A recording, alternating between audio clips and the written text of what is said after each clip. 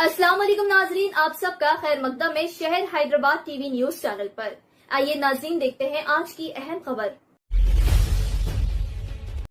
ఆర్థిక శాఖ మంత్రి శ్రీ బట్టి విక్రమార్క గారు ప్రవేశపెట్టిన బడ్జెట్లో హైదరాబాద్ నగరాభివృద్ధి కోసం సుమారు 10,000 కోట్లు కేటాయించడం సంతోషకరం.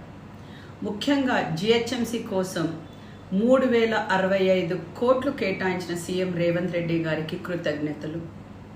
నగరంలో అతి ముఖ్యమైన మంచినీరు, డ్రైనేజ్ సమస్యల పరిష్కారం కోసం జలమండలికి 3,385 కోట్లను కేటాయించడం ద్వారా జిహెచ్ఎంసీ పరిధిలో సమస్యలు తగ్గుతాయని నేను అనుకుంటున్నాను.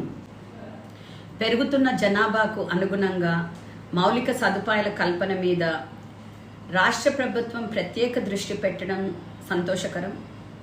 మెట్రో విస్తరణ, మూసీ అభివృద్ధి ప్రణాళిక, ఔటర్ రింగ్ రోడ్డు దాకా అభివృద్ధి కోసం హైడ్రా ఏర్పాటు చేయడం హైదరాబాద్ నగరాభివృద్ధికి ఎంతో ఉపయోగపడుతుంది. గత ప్రభుత్వం హయాంలో బడ్జెట్లో భారీగా నిధులు ఇస్తున్నట్లు చూపించినా వాస్తవానికి జిహెచ్ఎంసీకి మొత్తం నిధులు అందుబాటులోకి రాలేకపోయినాయి. ప్రస్తుత ప్రభుత్వం హయాంలో బడ్జెట్లో కేటాయించిన నిధులన్నీ అందుబాటులోకి వస్తాయని ఇటీవల మన గౌరవ ముఖ్యమంత్రి సైతం హామీ ఇచ్చారు.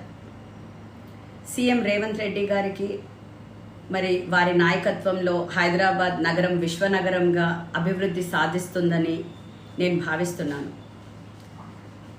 మరియు ఈ నిధులు కేటాయించిన సీఎం రేవంత్ రెడ్డి గారికి, ఆర్థిక శాఖ మంత్రి భట్టి విక్రమార్క గారికి నా యొక్క హృదయపూర్వక ధన్యవాదాలు.